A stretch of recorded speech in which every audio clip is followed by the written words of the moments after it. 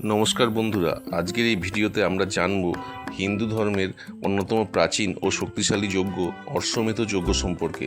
অশ্বমেধ যজ্ঞ কী, কেন এই যজ্ঞ করা হতো, কোন কোন রাজা এই যজ্ঞ করেছিলেন, আর এই যজ্ঞের ফলাফলই বা কী ছিল। চলুন শুরু করা যাক। প্রাচীন বৈদিক যুগে অশ্বমেধ যজ্ঞ ছিল এক অত্যন্ত মহৎ এবং রাজকীয় যজ্ঞ।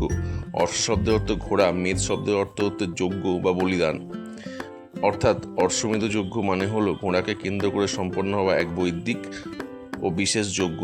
এই যজ্ঞ সাধারণত সেই সমস্ত রাজারা করতেন যারা নিজেদের সাম্রাজ্যের শক্তি, প্রভাব এবং সর্বোচ্চ আধিপত্য প্রতিষ্ঠা করতে চাইতেন।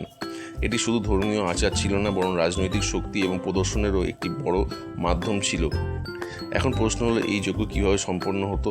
অশ্বমেধ যজ্ঞে একটি বিশেষ শুভ ঘোড়াকে মুক্ত করে দেওয়া হতো। সেই ঘোড়া 1 বছর ধরে বিভিন্ন রাজ্যে ঘুরে বেড়াতো। রাজ্যের সৈনিকরা সেই ঘোড়ার পেছন পেছন যেত এবং পাহারা দিত।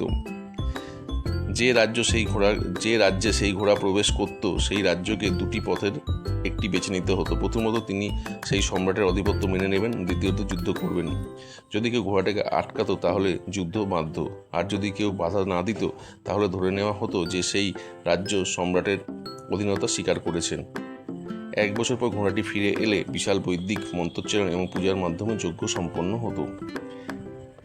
এখন জানি পৌরাণিক কাহিনীতে কারা অশ্বমেধ যজ্ঞ করেছিলেন। রামায়ণ অনুযায়ী ভগবান শ্রীরাম অযোধ্যার রাজা হওয়ার পর অশ্বমেধ যজ্ঞ করেছিলেন। রাবণ বধের পর সমাজে শান্তি ধর্ম প্রতিষ্ঠার জন্য তিনি এই যজ্ঞ সম্পন্ন করেন। কথিত আছে এই যজ্ঞের মাধ্যমে সমগ্র ভারতবর্ষে তার রাজ্যশক্তি সুদৃঢ় হয়েছিল। মহাভারতে পাণ্ডবদের মধ্যে যুধিষ্ঠির অশ্বমেধ যজ্ঞ করেছিলেন। কুরুক্ষেত্রের যুদ্ধের ভয়াবহ ধ্বংসের পরে পাপমোচন এবং রাজ্য পুনর্গঠনের উদ্দেশ্যে শ্রীকৃষ্ণের পরামর্শে এই যজ্ঞ করা হয়েছিল। এই যজ্ঞে অর্জুন সেই ঘোড়ার রক্ষক ছিলেন। তিনি বিভিন্ন রাজ্যে গিয়ে বহু যুদ্ধে জয়লাভ করেন এবং শেষ পর্যন্ত যুধিষ্ঠিরের সাম্রাজ্য হিসাবে প্রতিষ্ঠিত হয়। এছাড়া বহু প্রাচীন রাজারা সম্রাটরা অশ্বমেধ যজ্ঞ করেছিলেন বলেও পুরাণ ও ইতিহাসে উল্লেখ পাওয়া যায়। এখন প্রশ্ন হলো, এই যজ্ঞের ফলাফল কী। পৌরাণিক বিশ্বাস অনুযায়ী অশ্বমেধ যজ্ঞ করলে রাজ্যের সুখ, শান্তি, সমৃদ্ধি এবং শক্তি বৃদ্ধি পায়। রাজা পেতেন অখণ্ড সাম্রাজ্যের মর্যাদা, দেশে ধর্ম প্রতিষ্ঠা হতো এবং প্রজারা সুখ শান্তিতে বসবাস করতে পারত। তবে আধুনিক যুগে এই যজ্ঞকে মূলত একটি ঐতিহাসিক এবং ধর্মীয় প্রতীক হিসাবে দেখা হয়। বর্তমানে পশু বলিদান আইনত ও নৈতিকভাবে গ্রহণযোগ্য নয়। তাই আজকের দিনে অশ্বমেধ যজ্ঞের মূল শিক্ষা হলো ন্যায়, ধর্ম, নেতৃত্ব এবং সমাজ কল্যাণ।